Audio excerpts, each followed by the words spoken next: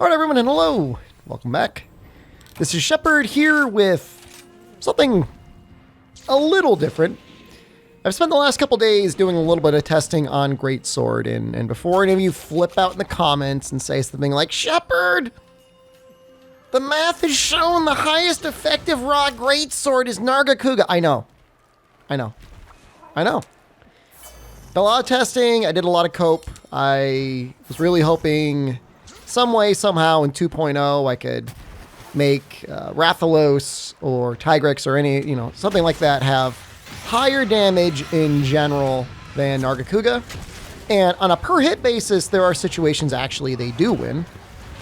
But over the course of an entire hunt, unless you get very lucky, it's just unlikely to have either of those generally beat Nargacuga. So unless you're trying to high roll really large amounts of crit on your strongest hits, it's not going to happen. Second thing, big difference for Greatsword. Two major different playstyles right now, right? You've got Rage Slash and you've got True Charge Slash. And there's no question, the amount of damage you get from a True Charge Slash, even compared to your Rage Slash, like when it's procced, is so high. Makes it as much, if not even greater, of a raw weapon than it's ever been. That's sad, by the way. I was so close to hitting with that. That element, again, if we were to ever get something like Frostcraft, I think would struggle to compete with True Charge Slash. However, assuming you want to play the game and not have to worry about whether or not you have to land every True Charge Slash every other time you use Rage Slash, I've got some very interesting news. So first of all, you should probably know your physical damage is increased by 20% when Rage Slash is proc. I actually don't know if that affects your element or your status. Sorry. Figure it out maybe for the next run. However, I do know, even by default, so even assuming that you haven't taken a strong knockback attack, your elemental or status values get tripled. So right now, with our current setup and specialist, we have 80 poison on this Greatsword. If we were to hit a level 3 True Charge Slash, we would do the equivalent of 240 poison. Now, those of you who missed it, I did a poison compendium. Check it out. It's still, it doesn't have every monster in the game, but it has a lot of the, if not all of the 1.0 monsters.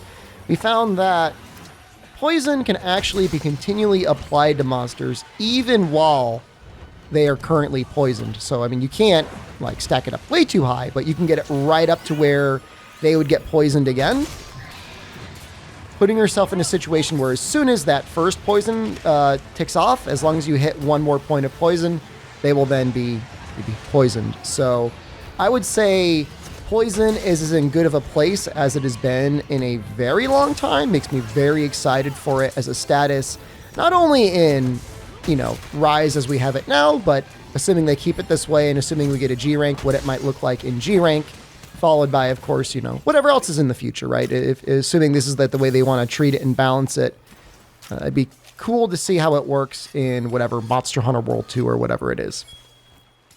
All right, so that's a lot of words.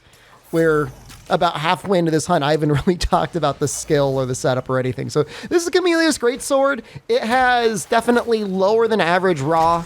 It doesn't have anything in terms of affinity to really help it. The only thing it really has is very easy access to white sharpness.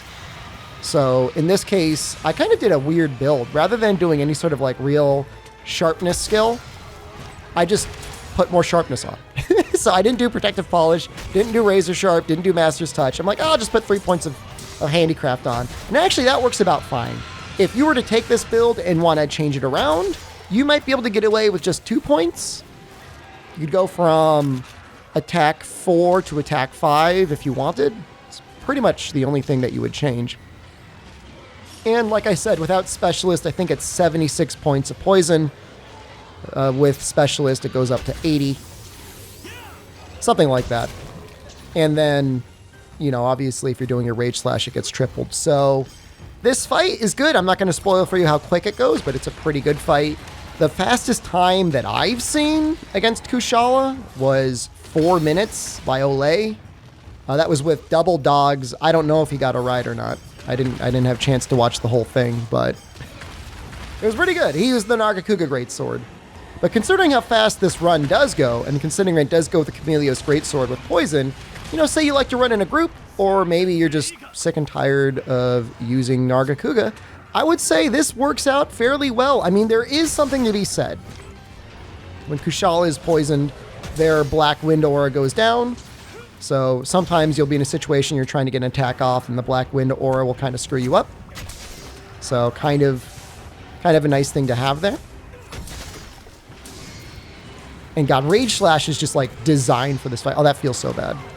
Every time you miss the Rage Slash, it fits so bad. But at the same time, like, I feel like we would miss so many hits for True Charge Slash, so maybe I shouldn't feel too bad. Oh my God, so much damage. It's still like, that's still a good amount of damage. If that were Nargacuga Greatsword on a True Charge Slash, it would probably be like 1,500 though. 1,600, maybe more, I don't know. But 609! That's okay. That's a good fight. I mean, I didn't grind this out super hard. I think I recorded for 20 minutes. I had like 2 or 3 starts that were like complete non-starters. I got like completely bodied within the first 10 seconds.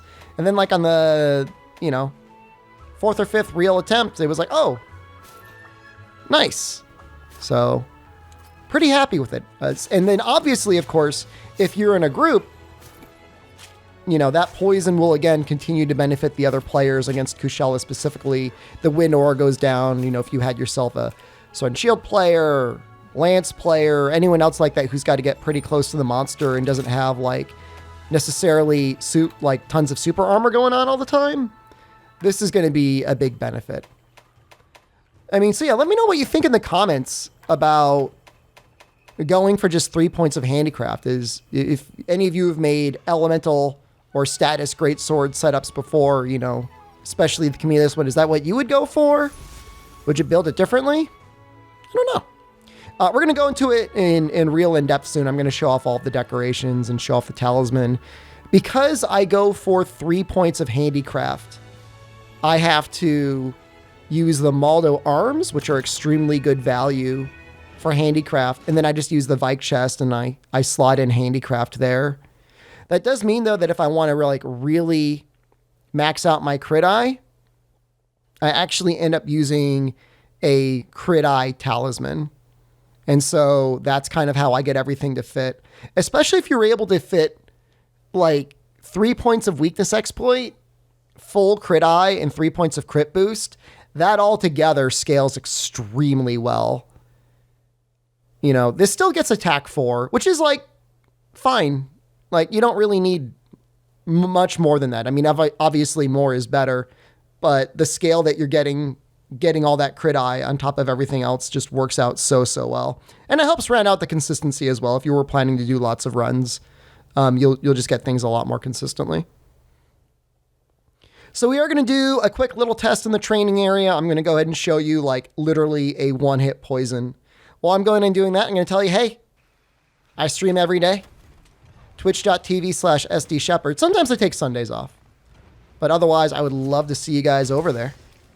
It's a good time. Let me know in the comments down below if you'd like to see any other weird type of builds and other things. I've got plenty of content planned in the future, but for now, I just kind of sit down in the evening and think like, what do I want to make? What do I think people would like to see? But until next time, I'll let you guys know. I love you. Good luck, and have a good hunt.